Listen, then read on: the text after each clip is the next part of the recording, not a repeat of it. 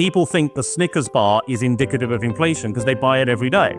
And that's also the problem, because if you've got it stuck in your mind, the Snickers bar used to cost me €2. That's the fair price for a Snickers. And now it costs €3. And every time you buy a Snickers bar, you're thinking the fair price is €2 and I'm paying $3.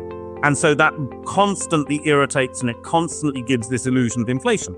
So for 18 months minimum, every time you buy a Snickers bar, you're thinking, inflation's out of control. Whereas in actual fact, the price has been €3 for the last 18 months. It's just that mentally, you've still got a benchmark of €2 stuck in your brain. Imagine spending an hour with the world's greatest traders. Imagine learning from their experiences, their successes, and their failures. Imagine no more. Welcome to Top Traders Unplugged, the place where you can learn from the best hedge fund managers in the world so you can take your manager due diligence or investment career to the next level. Before we begin today's conversation, remember to keep two things in mind. All the discussion we will have about investment performance is about the past, and past performance does not guarantee or even infer anything about future performance. Also understand that there's a significant risk of financial loss with all investment strategies, and you need to request and understand the specific risks from the investment manager about their product before you make investment decisions. Here's your host, veteran hedge fund manager Niels Kaastrup Larsen.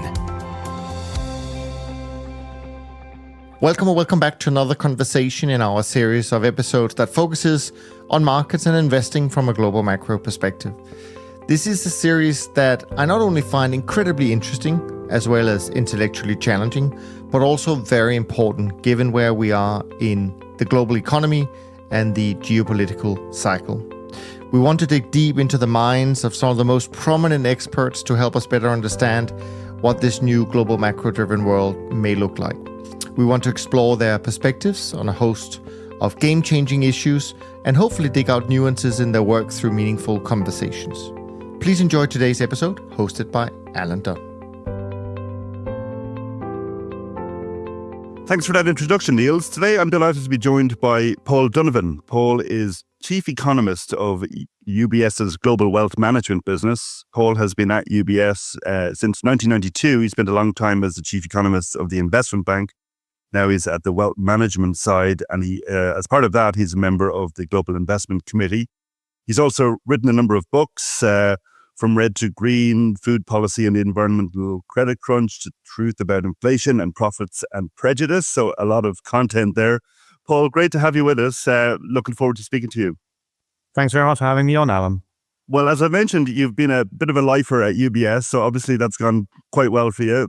But what got you interested in economics in the first place?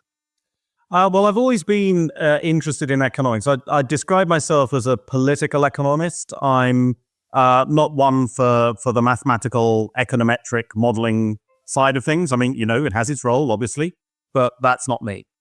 So I started out when I was a teenager. I was studying economics at school, was very interested in looking at the way the world was working, spent a lot of time looking at Japanese politics and economics. Started out as a Japanese economist, indeed, because in the late 80s and the early 90s, that was the exciting thing. Japan was going to take over the world and all the rest of it. And then just sort of carried on from there. And I think what's interesting about economics is when you get rid of the jargon, which I think is the curse of the profession, you find out that people are making economic decisions all the time. They just don't realize it. And economists just need to do a better job of communicating, I think, to make people understand the economic decisions they're taking and hopefully to make better informed decisions. Very good. And I mean, you've spent a lot of time on the investment bank side of UBS, and now you're on the wealth management client side. Has that add a tangible difference in terms of the kind of conversations you've had and the types of research you do and the type of work you do more generally? Not a huge difference. There is obviously a great deal of overlap between investment banking and wealth management. A lot of our wealth management clients are entrepreneurs, are business people, and so on and so forth. So there's not a gulf between the two.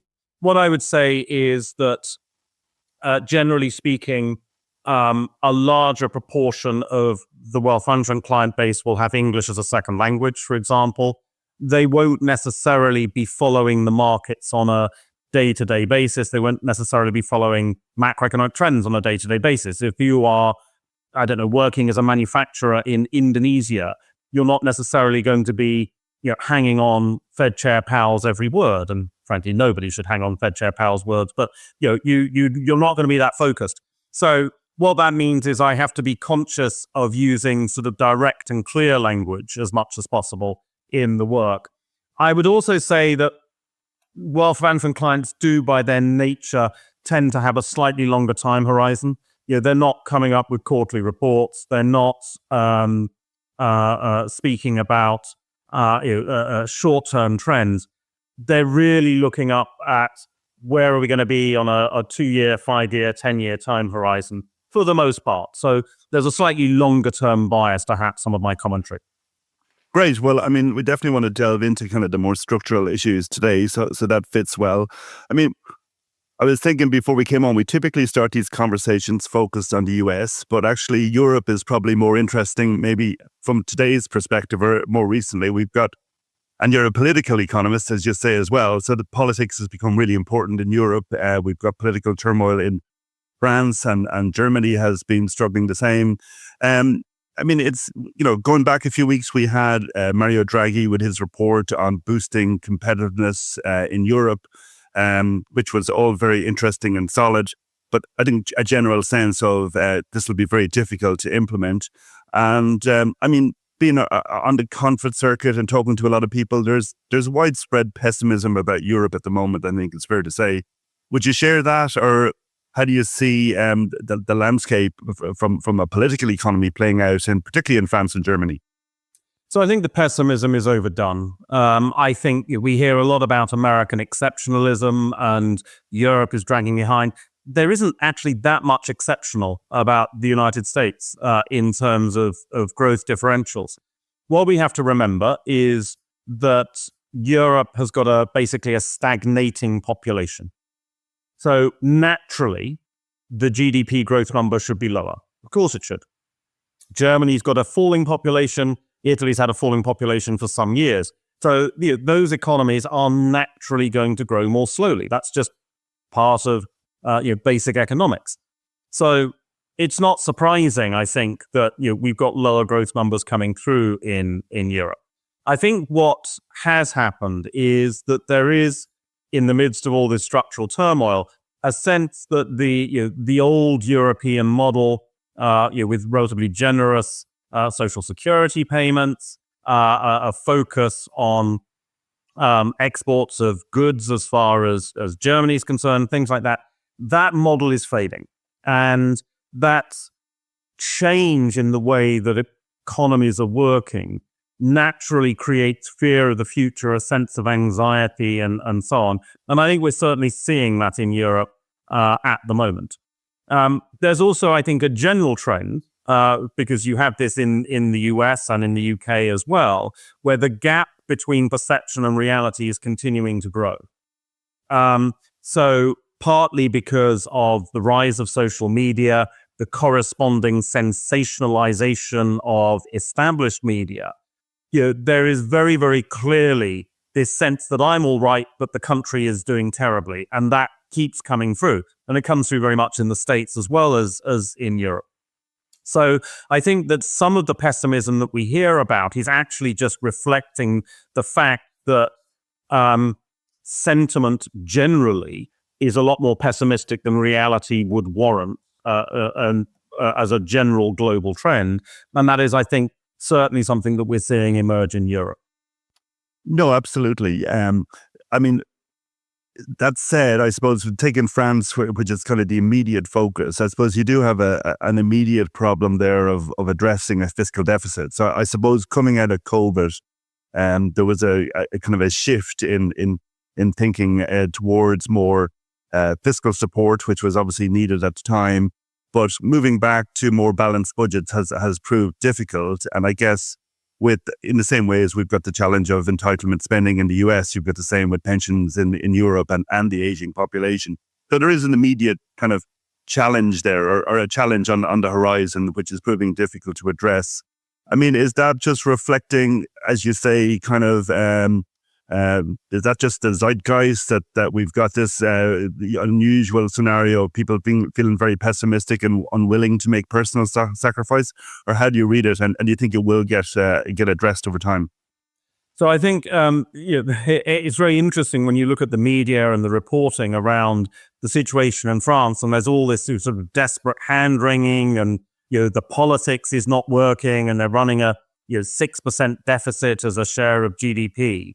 And then you look at the United States, which is likely to run a 7% deficit as a share of GDP, and where it's going to be very difficult to persuade Congress to do anything meaningful about that anytime soon. So the focus is on France because I think the politics there is perhaps a little bit more dramatic. At the moment, the rise of the far right and things like that certainly contribute to the spotlight being there. But actually, again, this is hardly a unique situation. My view is that not just because of the pandemic, more because of the enormous structural upheaval we're going through in the global economy, we are experiencing a period where there will be a demand that government plays a larger role in the economy than perhaps we have been used to. And again, I think this is a fairly universal phenomenon. So governments are going to be a larger part of the economy. That does also mean that government debt is going to be higher relative to GDP than we've been used to.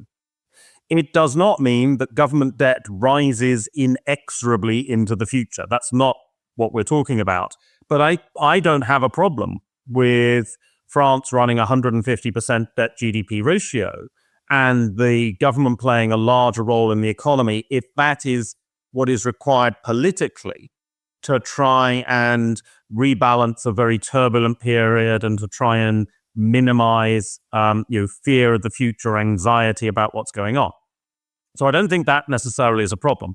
What we do have a problem with now, of course, is that the old sense of what is fair, particularly around pensions and so on, has become very, very entrenched. In France in particular, I would say, and we are not seeing economic realism come through. One of the things as an economist which frustrates me enormously is the number of times you look at economic analysis or reports from international organizations or from academics for that matter, and they say the working population is 16 to 65. I'm not going to retire at 65. My parents, their generation thought they could retire at 65 and then spend many, many years frittering away their children's inheritance on cruises and luxury holidays. My generation's working until we're 80. And that adjustment is coming through in a number of countries. It's not really coming through in France. And that does have to change. We can be quite broad in our definition of working.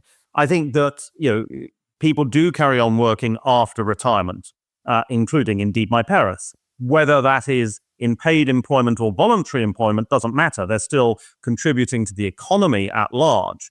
So we do continue to have employment and contributions to the economy. But on the pension point in particular, there does need to be recognition that the idea that you retire at 65 is long dead.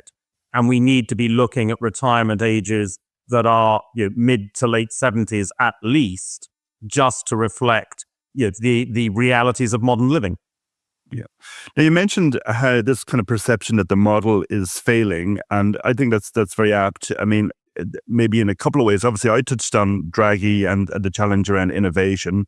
And then the second thing, I mean, obviously Germany being Europe's largest economy, there's a general sense that the German model, which was, industrial production based on cheap Russian gas and then sell the products to China, that doesn't work in the new geopolitical environment. So do you think, I mean, it sounds like you're not as pessimistic as a consensus. Do you think these issues can be worked through, that a new economic model can emerge? And can policies be put in place to stimulate productivity? So a new economic model will emerge whether we want it or not, because that's the nature of structural change and major upheaval. The question is Europe able to adapt quickly to the changing economic circumstances, or is it dragged into it, which is a more negative situation, I think. Can we put in place policies to raise productivity? No, absolutely not. And the reason for that is simple. Productivity is everything economists do not understand, summarized in a single statistic. It is literally a residual. So we don't even know how much productivity growth is at the moment. And we don't know that because the only thing I am absolutely certain of with the European economy at the moment is that the GDP numbers are wrong. And they are almost certainly too low. So we will, over the course of the next few years, revise up GDP, as the United States has just done. When we revise up GDP, we will also revise up productivity. Because what is happening now is that there is economic activity taking place that the statistical agencies are just not able to track. So case in point, doesn't matter how much you search through employment data in any country, you will not find TikTok content creator listed as a job. Yet it is.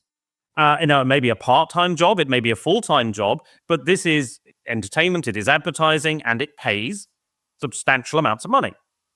And so the failure to recognize that in the data means that you are underestimating the economic activity that is taking place. And then eventually when you get things like tax return numbers and a more comprehensive and accurate picture of the economy, you end up revising up. So when we look at Europe today, we know that we are probably lowballing the growth. The growth should be higher, and that also means the productivity is going to be higher. There is very little, I think, that governments can do specifically around this issue to try and improve things. The other issue, I think, which is potentially quite problematic for Europe, and I think more so than the States in terms of data reporting, is that one of the changes that is coming through as a result of the fourth industrial revolution, the technological upheaval we have, is that we are using our existing capital more efficiently. We've changed the use of the capital stock. So, for example, today, I am working from home. And I work from home quite a lot these days because it suits me as an economist to do that if I'm not traveling. That means I'm using my home office. Now, if I was going into the UBS office in London 5 days a week, this office would be sitting empty. And it would be underused. And the capital stock effectively would be wasted. But because we've moved to flexible working, UBS embraced flexible working almost a decade ago. As a result of that, we have a smaller real estate footprint, and the UK economy as a whole is making better use of its capital stock. Now, the problem with that is that that's not picked up in things like GDP data, because GDP data is focused on output, not on efficient use of what you've already got. So that becomes a problem. Europe arguably has got a larger capital stock that could be used more efficiently. Somewhat stereotypically, your average US building is built with an aim to knocking it down within 15 or 20 years. I'm exaggerating a little bit for effect there. Whereas, in Europe, I was speaking at a conference in Rome the other day, and the conference hall was built in the 14th century. I mean, again, exaggerating for effect, but I think Europe has the ability to more effectively use its capital stock in a way that will enhance quality of life, but isn't necessarily going to add to GDP, because GDP is not really measuring the quality of life. Now, you mentioned at the start your interest in Japan and been originally a Japanese economist. And for, going back 3 years, there was the theme of the Japanification of Europe. And now we talk about Japanification of China. But for a while it was, particularly when yields in Europe were so low. But we've got that parallel, obviously, with the aging population. And based on what you're saying, we're probably looking like a slow growth trajectory, notwithstanding that GDP is just measuring GDP, not measuring the quality of life. I mean, is that the parallel? Is that too extreme? Or do you see a parallel between how Europe is evolving with Japan? I think it's a dangerous question, actually, because having been an economist covering Japan in the early 90s, that sort of experience scars you for life. And it is too tempting to draw parallels all the time. And I do check myself on that. I think that if you look at what went wrong in Japan in the 90s, it wasn't just the property bubble and so on and so forth. One of the major problems was that the banking system was involved in propping up the keiretsu, and the keiretsu system was failing. And so what that meant was that entrepreneurs who had good ideas, potential for growth, were not able to get the capital they needed to develop because the banks were locked in to propping up a decaying system. I would argue that that is not what we have in Europe. I am very far from saying that the Eurozone has got a perfect banking system, because it doesn't. And you know what? If an Italian wants to buy a German bank, they should be allowed to do so. But I think that the European system is not producing the misallocation of capital, at least not on the scale that took place in Japan. So if you've got a good idea in Europe, you probably will be able to find capital. You probably will be able to make the investment. More likely to find capital if you're a man than a woman, and there's a whole issue about misallocation of capital on a gender basis, but that's a very different debate. So I think that means that Europe does have the potential to avoid some of the extremes that Japan experienced. At the same time, I think what Japan experienced with regards to the nature of an aging population does provide some hints to what we might expect in Europe. So I mentioned earlier on the fact that people in Japan and elsewhere do carry on working after retirement, maybe taking further paid employment, or alternatively working in the voluntary sector. Now, the problem with the voluntary sector is the voluntary sector doesn't exist in GDP. It's just ignored.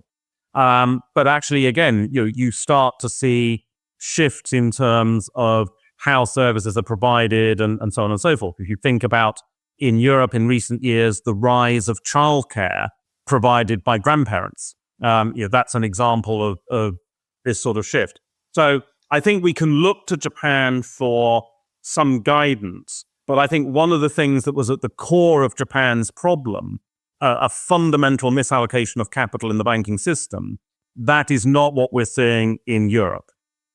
China is a more debatable point in that regard, I would say, but this is not what we're seeing in Europe. Yeah. Just a final one on Europe. I mean, you'd say you can get capital for a new idea in Europe, which I guess you can, but at the same time, what we're seeing is all of the largest tech companies, the unicorns, are all being grown and developed in the US. Now, is this just a cyclical thing? If we went back 40 years ago, it might look different. Or will, I guess the proponents of US exceptionalism will say, well, that's the structure of the US economy. It's more entrepreneurial. Do you believe that? Or is it just a cyclical thing where we are in the last few years? Can it shift again, do you think, going forward? So I think it's really a clustering effect. And why is the City of London the City of London? Well, because it's the City of London, and it's sort of a giant sucking sound as aspiring bankers are pulled into the UK. And similarly with tech. In the United States, the tech industry sort of settles in Silicon Valley, and now we're slightly broader, including Austin in Texas. And it just attracts the talent there, and it's a clustering effect. Is that something that Europe needs to worry about? Absolutely not. I don't care about technology. Technology is not what's important in the fourth industrial revolution. It is how you use technology that matters. Don't care who makes the smartphone. What matters is how are you using the smartphone to enhance the productivity of your business, to get additional economic activity out of your work. So what we've really got to focus on here is less who's making the tech, because that will become increasingly commoditized, because that's what happens over time. What we've got to focus on is, okay, we've got this, we've got AI, or we've got social media, or whatever it is. How is that now going to enhance our business doing entertainment, or doing research or legal work? How do we use the technology to become more productive? That's where the focus is. And that puts the emphasis very much on people. And here I think Europe does have an advantage. There are challenges as well, but one of the advantages that Europe has got is that the workforce is relatively well educated. You don't have the levels of functional illiteracy and innumeracy that, say, the United States or parts of Asia have got. And so that then gives Europe a potential competitive advantage, because people who are better educated are at least potentially able to adapt to changing working practices, changing use of technology to enhance productivity. Against that, the risks are the idea that, no, I'm entitled to work this way and this isn't going to change. The sort of rigidity of job function, which does, I think, exist at least in parts of Europe. And then also the rise of more extreme politics, prejudice coming into society, which put in place barriers to employing the right person. The more prejudiced a society is, the more difficult it is to employ the right person in the right job at the right time. Now, that's a global phenomenon, but Europe is clearly not exempt from that if we look at the rise of populist politics in Europe in recent years. Yeah, I mean, just on that, I mean, prejudice, and obviously the solution to the aging workforce is immigration, or that's one potential solution, and that's problematic across Europe. Will that just be an intractable problem going forward, or any observations on how that could be resolved? The challenge of the last 250 years is whenever there is technological upheaval, some people do better and some people do worse. It is the nature of technological change, because you're sort of turning society on its head. And in that situation, you get every time this progression. You start off with scapegoat economics. It's not my fault I lost my job. Well, from your perspective, it isn't. You've been going to work every day. You've done the job to the best of your ability. Just nobody needs your job anymore because bigger forces in the universe have changed what is required. But you can't see that. You say, it's not my fault. I've lost my job. It must be the foreigners have stolen it. Immigrants are taking the job. Too many women are working. Drag queens are reading stories. It's a matter. You pick on a scapegoat and you go after them. And that then very quickly lends itself to the prejudice politics. And of course, foreigners and immigrants are very, very easy targets because they are obviously not like us. And that's part of the problem. Prejudice has to dehumanize the target. And it's easier to do that with somebody who has a different culture, a different accent, a different religion, or whatever it is. So I'm afraid to say, I think that the rise of prejudice politics is something that is definitely there, and the economics is going to push. But as I said, it's extraordinarily destructive when it happens. So it is the job of economists and sensible politicians to push back against this. Having said that, I don't think that it is inevitable that prejudice marches onwards and upwards and anti-immigration continues and continues.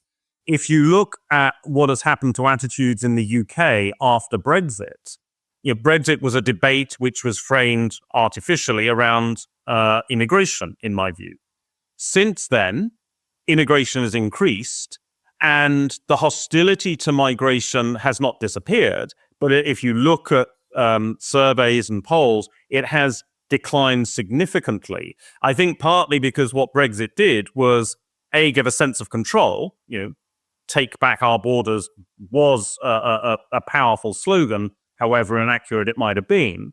But also, I think it forced recognition of just how important migrants have been to the UK economy. And that combination has then come through. So yes, people in the UK are still hostile to migration overall. But when you say, well, which migrants would you like to cut back on? Do you want to cut back on the nurses? Do you want to cut back on the builders, the teachers? Do you want to cut back on the bankers? The answer is no. I mean, it's remarkable. So I think that we shouldn't extrapolate from the current noise about anti-immigration sentiment in Europe. Prejudice politics is real, and it is economically and socially and morally very, very damaging. On the other hand, it is not inevitable that we keep going down that route. Okay. So obviously you're based in the UK, and I mean, a lot of the problems we're talking about with respect to Europe, the UK is experiencing just the same, and maybe some would argue even more so. I mean, the post-Brexit, the view seems to have been that the UK has had a productivity problem, an underinvestment problem, and obviously is dealing with something of a drag from the fallout from Brexit. And you've had a change of government there recently, not so long ago. There's been a little bit of a shift, probably. I mean, relative to the Liz Truss failed budget, it was a very dramatically different approach to policy. How do you see that evolving? Were you encouraged by what you saw in the budget, and are you more optimistic now about the UK or not? So the UK, I think, we've discussed earlier the problems of missing bits of the economy. The UK is really plagued by this. And that's not a fault of the Office for National Statistics. The UK's ONS, I think I can say without undue bias, is one of the best statistical agencies in the world. The main difference between the ONS and other statistical agencies is the ONS is honest about the failings of data, whereas other countries just publish regardless, even though the data has deteriorated in quality. So the challenge in the UK, I think, is that the UK has embraced quite a lot of structural change more rapidly than other countries. So over 40% of the UK population work from home. A third of retail sales are online. And that's very, very disruptive in terms of the overall economy. We had an enormous explosion of small business startups during the pandemic. And a lot of this is people sort of selling on eBay or renting out rooms on Airbnb, that kind of thing. And again, that data is not being properly captured. So when we look across the major economies, the UK's upward revisions to GDP are generally larger than those in the States or in Europe because we've changed more and therefore we're missing more in the rather old-fashioned way we try and calculate what's going on in the economy. So that, I think, is an important shift. What does that mean? That means that I think when we look at the last UK budget, it wasn't, frankly, very surprising. There was nothing exceptional about it. It was changing existing tax rates. It wasn't revising the tax code. There was no sort of dramatic alteration in what was coming through. It was recognition that actually we need to tax more, and in certain areas of the economy, we need to spend in order to repair infrastructure, shorten waiting lists, and so on and so forth. I think that there may have been some misguided or misfocused spending. Not just the current government, but predecessor governments have been very focused on why is the UK labour force not returning to pre-COVID levels? Why are we not going back? And UK labour participation in the UK is very high, but it's not as high as it used to be. And perhaps we need to spend more on health to tackle long-term health issues and so on and so forth. And again, it's dodgy data. There's been some analysis recently which has discovered there's 1 million people working that aren't in the official statistics. And so the government has been obsessing about this issue for 3 years under different administrations, and it's not an issue at all. It's an issue with the data. I think overall, I have a sense of longer-term optimism about the UK, partly because the UK has embraced structural change quite early. So, we've sort of bitten the bullet, and it will make things easier to adapt. Partly because I think prejudice politics has diminished in the UK post-Brexit. And I would be the last person to claim that it's gone. Prejudice exists in the UK as elsewhere, but I think it is less toxic at the moment. And that is helpful in terms of integrating society, making sure the workforce is deployed as effectively as possible. And the other thing is the migration numbers into the UK. The UK continues to attract a disputed number of migrants, but certainly a large number of migrants in. Here's the thing, migrants don't move to failing economies. And that to me is actually quite a healthy symbol. Yes, the English language means that there's perhaps a bias moving to the UK or Ireland or wherever, because most people have English as a second language. Nevertheless, this is to me symptomatic of an economy that does have potential going forwards, provided we avoid some of the pitfalls that we've already discussed. Okay, you mentioned a lot about kind of the data being mismeasured, which is one thing, and then obviously you kind of talked about this misperception, between people's perception of how good things are and reality. But also, we've had this general sense of, if you look around the world, growth is pretty good, unemployment rates are low, inflation spiked, but it's come down. But there's a general sense of unhappiness or disquiet. I think it's fair to say, even like in Ireland, we've had an election recently. Okay, the government looked like they're going to be returned, but the two main parties now down to about 40%. And, it just strikes me, as economists, are we looking at the wrong things? You're saying, okay, GDP doesn't capture everything. It's almost like macroeconomists assume if unemployment is high and inflation is low, people should be happy. but actually people want to have a house, and if they don't have a house, or if the health service isn't working well, that as important. So, I mean, do you think there's a fundamental rethink needed in a, you know, we people used to focus on the misery index. If unemployment was high and inflation was high, that was really bad. But if it was the opposite, everything was fine. But clearly that's not enough. You know, there's a lot more going on that makes people happy with their assessment of the economy. How do you think economists can address that or think about that? So I think that the bottom line is economists need to be better at communicating. I think that's one of the big issues. And that's hardly an original thought. I mean, the Nobel laureate, Robert Shiller, wrote Narrative Economics, basically saying the same thing. And it's a very, very good book. And I think it's quite right. You know, there's too much, I think, focus on abstract issues. GDP is a highly abstract concept. People don't really understand what it is when you're talking about GDP. You know, what they're interested in is, can I afford to spend more this year than I did last year? Can I get more for my money this year than I did last year? You know, is there ready access to healthcare? Is you know, my job safe? That kind of thing. You know, those are the things which people care about. And I think it is interesting that when we look at survey evidence, flawed those survey evidence is, people will say, well, I'm fine, but my local economy isn't doing so well and the national economy is doing terrible. So it's not that people are necessarily misperceiving their own personal circumstances. In some cases, particularly as a result of the rise in inflation, there is a misperception there, because we know consumers focus on the wrong things when it comes to inflation perceptions. But generally speaking, people have got a reasonable sense about their own well-being, but they don't somehow translate that into the wider economy. And I think that is because, you know, that there is this move towards sensationalism, and bad news sells in a way that good news doesn't. You know, a negative story will get far more clicks than a positive story will. Sort of a perverse variation on loss aversion. And so that is part of the problem. And I think economists need to be better at going out and saying, well, no, actually, things are not that bad. You know, things are fine. And the fact that somebody down the pub showed you a YouTube clip which, you know, was saying things were terrible doesn't mean that things are actually terrible. You know, we need to try and get a sense of perspective in that regard.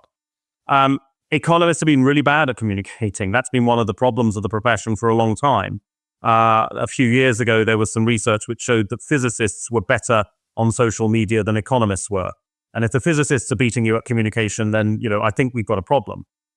As I've already said, everyone should be able to understand economics. We all make economic decisions all of the time. So if we can try and improve the narrative, I think that then brings possibly some reset to that perception reality gap that we're seeing. Though frankly, I think we're still going to struggle with perceptions around inflation, because that's people always think inflation is higher than it is.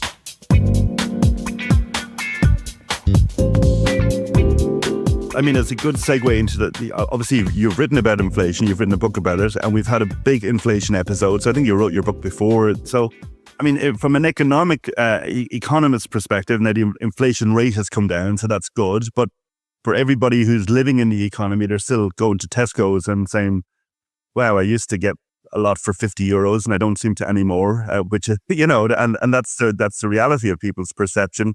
Now, you know, in theory, everybody's wages should have adjusted. Whether that has happened, I don't know. You'd probably have a better sense on what the data suggests on that. But that's certainly the perception that particularly, you know, obviously energy costs are higher than they were 5 years ago. Food, grocery costs are higher than 5 years ago. Why have those costs have stayed high, even though, you know, the structural problems, supply side issues appear to have been resolved? Yeah. So what's your read on what happened through that whole period? Well, I think what we have had is not one but three separate inflation episodes. So the first inflation episode back in 2021 was transitory inflation, temporary inflation, and it was temporary.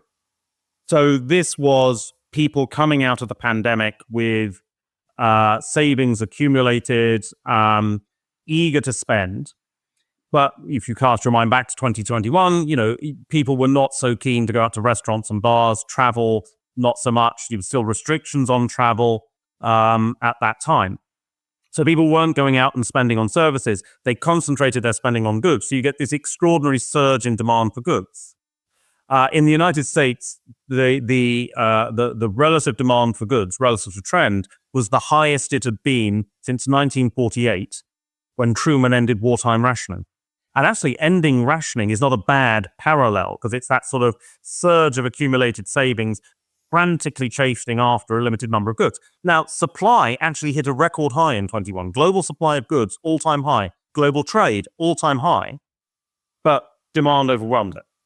And of course, up goes the price. Now, that was clearly going to be temporary. And indeed it was, because by 2022, durable goods prices, which is what we're talking about here, electronics, furniture, that kind of thing, they were starting to fall. Not lower inflation, lower price levels. The price was actually coming down. Unfortunately, as we move into deflation for durable goods, you get the war in Ukraine, up goes the energy price. Second wave of inflation, totally separate from the first wave. War in Ukraine, nothing to do with supply-demand imbalance for durable goods. Then as that energy shock fades, we then come into the third wave of inflation, which took us really into the first half of this year, and that is profit-led inflation. Now, this has a variety of sort of politically charged terms to describe it, price gouging and so on and so forth. But I think profit-led inflation is the better way of thinking about it. It is something which affects primarily the retail sector. Retailers have a convincing story to tell their customers about why prices are going up. We're raising prices because of supply chain disruption. We're raising prices because of the war in Ukraine. And because the customer is doom scrolling through social media, they're constantly being bombarded with this negative news, and so they accept the price increases. Whereas, of course, what in actual fact is happening is things like supply chain disruptions, the war in Ukraine, maybe justify a 2-3% price increase, and the retailer's raising 10-15%. And the difference is profit margin. And if you look in, for example, the United States, retail profits as a share of retail GDP went from 14% of GDP to 21-22% of GDP. Obviously, that's going to contribute to the inflation. Now what has happened is that the transitory inflation is long since gone. The energy inflation is largely neutral, albeit prices are at a higher level. Profit-led inflation has stopped. So we're not seeing further expansion of profit margin. In some cases, there's been a bit of a retreat, but it's not a full retreat. And so, price levels still stay relatively high as a result. What we are looking at, I think, as well is, as you say, it is going into Tesco's and saying, well, I used to get more for my money. That is really the fundamental problem, because your Tesco's bill is going to be maybe 10%, 12% of your family budget. It's not your biggest expense by a very long way. And when we look across the board, what has happened over the last couple of years is inflation has been brought lower by falling prices for low-frequency purchases. But the high-frequency purchases, food and fuel, there you've had prices go up by a lot more, and then they've stuck at the higher level. And that creates this perception problem, because we are guided by high-frequency purchases. People think the Snickers bar is indicative of inflation because they buy it every day. And that's also the problem, because if you've got it stuck in your mind, the Snickers bar used to cost me €2. That's the fair price for a Snickers. And now it costs €3. And every time you buy a Snickers bar, you're thinking the fair price is €2 and I'm paying $3. And so that constantly irritates, and it constantly gives this illusion of inflation. Now, there's only so many Snickers bars you can consume in a 24-hour period. It's not a dominant part of your budget. And the other problem is that that €2 is the fair price. It's sort of stuck in your mind, and it sticks in your mind for 18 months to 2 years. So for 18 months minimum, every time you buy a Snickers bar, you're thinking, inflation's out of control. Whereas in actual fact, the price has been €3 for the last 18 months. It's just that mentally, you've still got a benchmark of €2 stuck in your brain. Okay, and I mean, obviously, it seems like the inflation issue, anecdotally, watching the TV during the US election coverage seemed to be part of the narrative. It's hard, there were different narratives, but it was certainly one of the issues. Moving to the US, at the outset, you were kind of skeptical of the expression US exceptionalism. Obviously, US growth has been very strong, but it's been funded by a very large deficit. We're at an interesting point, obviously, a new president coming in. A lot of kind of optimism around the potential maybe for supply side economics, animal spirits being unleashed. Is that a reasonable expectation, or is that just blind optimism? So, I think the economy has done extremely well. Real wages are well above where they were 4 years ago. Real income, real living standards have improved. But again, people don't believe it because of the frequency bias in their inflation perception. In terms of animal spirits, sort of, that certainly sentiment polls are likely to surge. Sentiment polls are, however, completely useless. I really pay very little attention to them other than sort of humor value. So one of the things that has happened in the last 4 years is when you ask Americans, how's the economy doing? The University of Michigan Consumer Sentiment, for example, registered Democrats are saying, oh, everything's fine. Registered Republicans were saying, oh, everything's terrible. And then with November, Democrats are saying, oh, things are really bad. And Republicans are saying everything is for the best in this best of all possible worlds. Now, one of the interesting things here is Republicans are more emotional than Democrats are in surveys. So the negativity of Republicans is far more negative than when Democrats are negative, and the positivity of Republicans is far more positive than when Democrats are positive.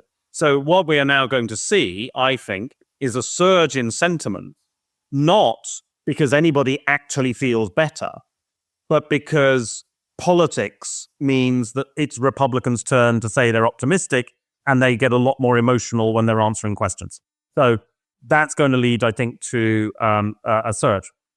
In terms of animal spirits more broadly, for all the talk of deregulation and so forth, I'm not sure that we're going to get a surge in actual animal spirit optimism and so forth coming through, because the president-elect has prided himself on his unpredictable management style.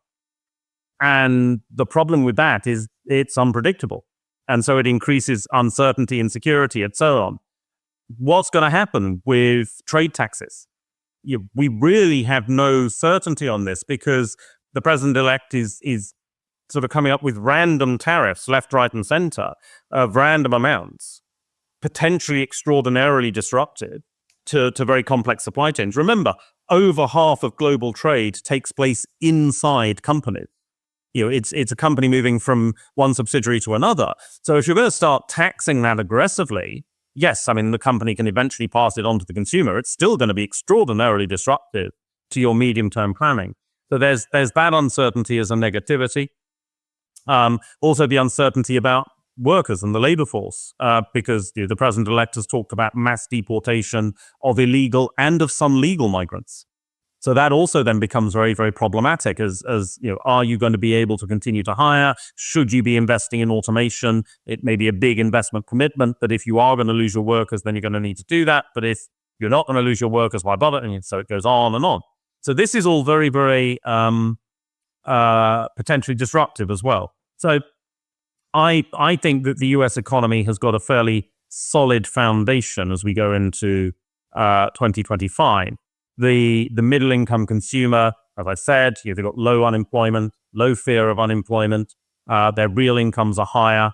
There's more money left in their bank accounts at the end of each month.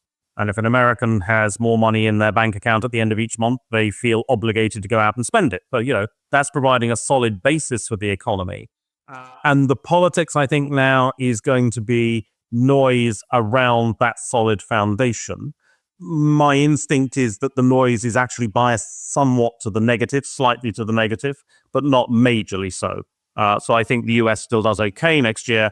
I would actually expect it to slow a little, though, in terms of growth, just because I think the president-elect is serious about at least some of these tariffs. And if you're going to tax US consumers as aggressively as those tariffs suggest, paying more tax is always going to slow an economy down a bit. Well, yeah, so tariffs is an interesting one because, I mean, you're talking about removing the jargon from economics and making it explainable. But one of the challenges, I mean, there's a lack of consensus with macroeconomists on lots of issues, and tariffs have been a case in point. You know, some people say prices go up, it's clearly inflationary. Other people say, well, no. I mean, Scott Besson said, no, people will substitute and it'll have no impact. And some people have suggested, look at 2017, 2018, you had deflation in that period. So, you know, are tariffs inflationary or not? There is no question they are inflationary. The question is, if you are in a deflationary or disinflationary environment, what they will do is lessen the deflation or lessen the disinflation. Well, consumers end up paying a tax to the government every time they buy a product. So there is no way that doesn't come through in terms of inflation. Now, Besson's saying they'll substitute. There's a problem with saying they'll substitute. And, you know, if the Treasury Secretary nominee spent 30 seconds looking at what happened to the washing machine industry of the States, he'd realize this. So in his first term, President Trump put in place an aggressive tax on foreign washing machines in the United States. And the result was prices went up by about 30%. The tariff was about 30%. You got this huge increase in prices. The thing is, domestically produced washing machines went up in price because by reducing the imports of washing machines, you reduce competition. And so domestic manufacturers say, you know what? We're going to raise prices because we're not being, competed against by all these foreigners. And so much so, and this is one of the troubling things about tariffs, when the tariffs were lifted in February of 2023, the US washing machine prices did come down, but they did not come down to the international norm. And since then, the inflation of washing machine prices in the States has been significantly higher than in any other country.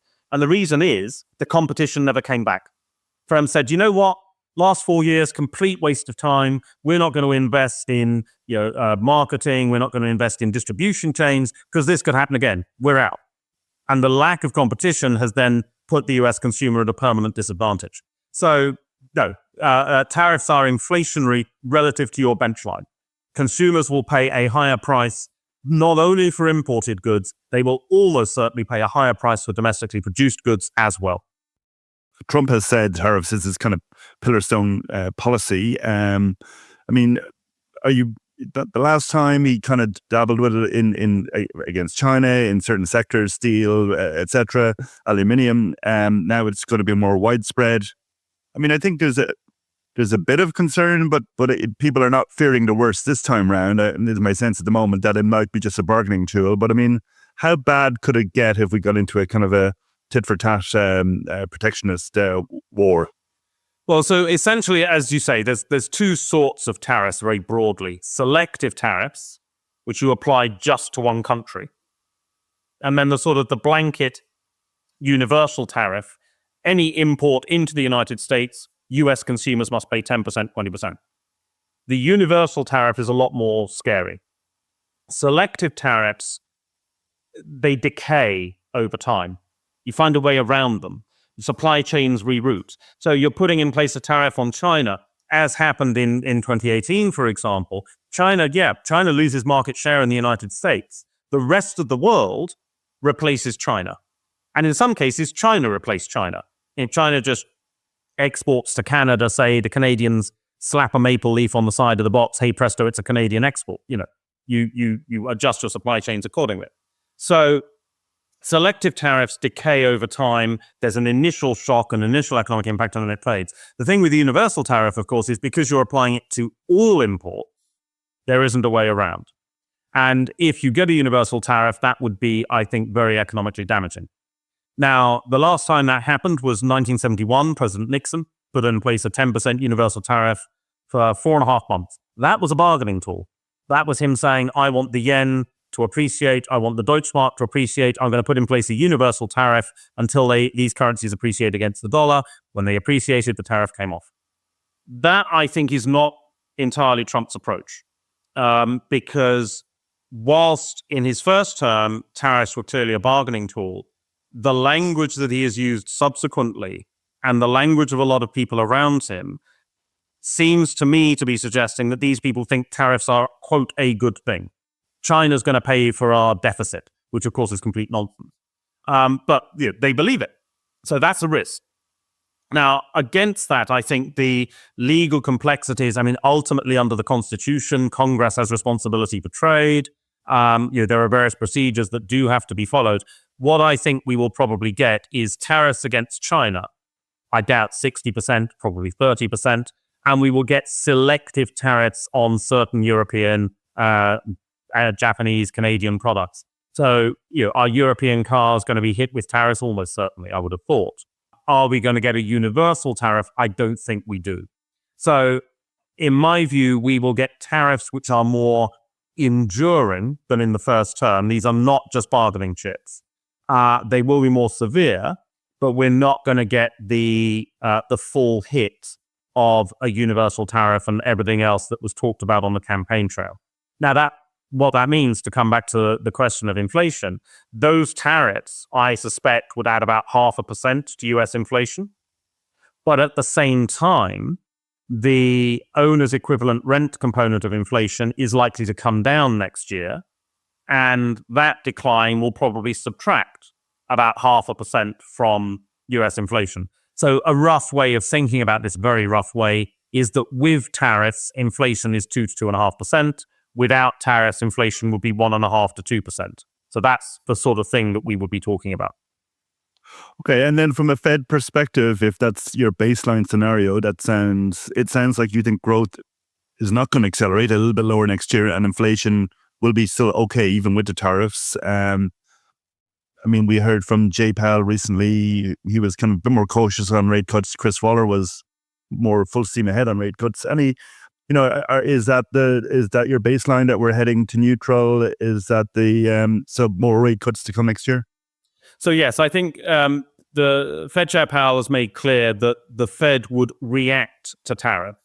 They're not going to say tariffs are coming, therefore we're going to stop cutting rates rather. I think what they're going to do is say tariffs are here and now we will stop cutting rates, if that's what they're going to do. Now, so it depends on the severity of the tariff. It also depends on the second round effect.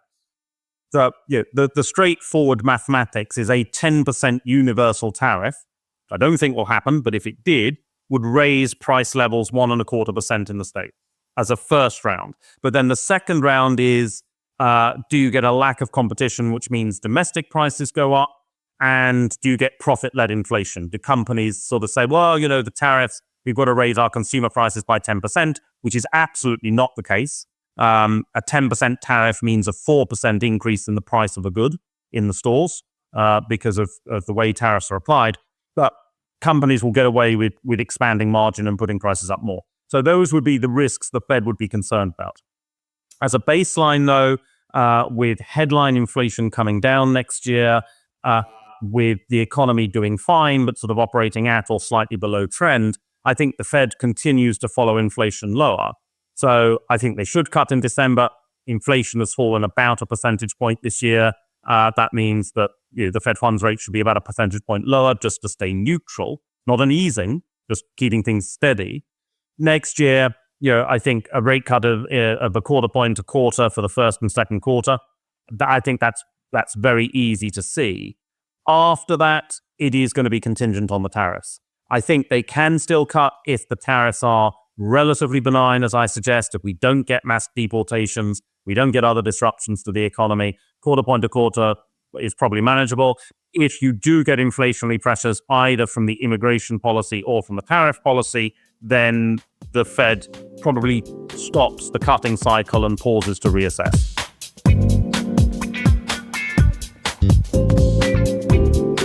Trying to tie all of this together in a kind of an economic view. You mentioned at the outset, your clients on the wealth management side are thinking 2, 5, 10 years ahead. And with the 2010s were a decade of low growth, low inflation, very little volatility in growth and inflation as well. Now, as we've moved into this decade, we've already seen more variability, particularly on inflation. So what do you think the rest of the decade is going to look like from a growth and inflation perspective, and what that means for kind of capital markets? So I think inflation is going to remain relatively contained. There aren't any significant long-term drivers of inflation. People say, well, yeah, but what about the trade wars and deglobalization? And yes, that creates short-term inflation bursts, as we've discussed. But we're also seeing localization. That is to say, companies are choosing to produce closer to their customer base because it's more cost-effective to do that. So some of what is happening in terms of changing global supply chains will actually lead to lower prices over time. Technology, digitization, even aging populations, to the extent that more services are provided on a voluntary basis, older populations volunteer more, that kind of thing. People are working for free. That helps to lower prices. Structural change in the economy, changing expectations. This also helps to lower costs, lower prices. So before I began my career at UBS, I was working as a checkout operator in a supermarket. And I was good. I could scan 32 items a minute. I was top of the league table, which is just as well because I'm working as a supermarket checkout operator once again.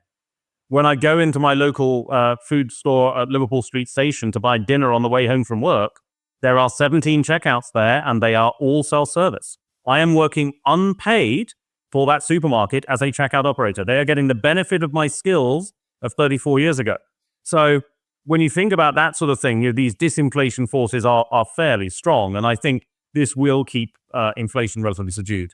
On the growth side, I think growth will probably be somewhat higher, but I think we will have to wait several years to find out just how well the growth is doing. I think that is going to be the challenge that we have over the medium term. Okay. Before we wrap up, would you like to get some perspective, I guess, from our guests? Obviously, you've been an economist, macroeconomist for, 3 decades plus, and obviously it served you very well. For people who are interested in becoming better at macroeconomics, or even for younger people who want to get a career as an economist, as UBS or any other investment bank or elsewhere, and any thoughts or advice for things people should be looking at, reading or thinking about? So I think if people are interested in a career in economics, thinking about studying economics, the Royal Economic Society has a webpage, Discover Economics, which is very good. It has a whole range of economists from various backgrounds talking about why they studied economics, what motivated them, and so on and so forth. In the interest of full disclosure, I'm one of the economists talking on a video there, but it's a very, very good resource, I think, for just exploring the options around economics and what you might be able to do. There's a wealth out there of different sources. Obviously we have podcasts and a wide range of political economics in particular you can get from there. There are a number of blogs. Diane Coyle, who is a professor at Cambridge and a prolific author, has a very good book covering, a very good blog covering a lot of economic issues, which I think can be helpful. People have an interest in financial economics. I do a daily podcast and weekly blog at ubs.com/Paul Donovan, which is free to sign up for. Anybody's welcome. And there's a lot of resources like that out there. Economists tend to congregate on Blue Sky these days as a social media site. The profession seems to have moved en masse there. So if you follow #EconSky on Blue Sky, there's a lot of interesting insights and debates in a fairly civilized way. Sometimes gets a little bit heated, but that's economics for you. But that's also, I think, a great resource as well to monitor what's going on in economics and to keep up with the current thinking, both in academic economics, policy economics, and financial market economics. All three of us are there. So it's a good place to go. Well, thanks very much. That's very helpful, and very much appreciate you coming on today and for all of your insights. So for all of our listeners, please stay tuned and to Top Traders Unplugged. We'll be back soon with more content, and until then, we'll talk to you soon. Thanks for listening to Top Traders Unplugged. If you feel you learned something of value from today's episode, the best way to stay updated is to go on over to iTunes and subscribe to the show so that you'll be sure to get all the new episodes as they're released. We have some amazing guests lined up for you, and to ensure our show continues to grow, please leave us an honest rating and review in iTunes. It only takes a minute, and it's the best way to show us you love the podcast. We'll see you next time on Top Traders Unplugged.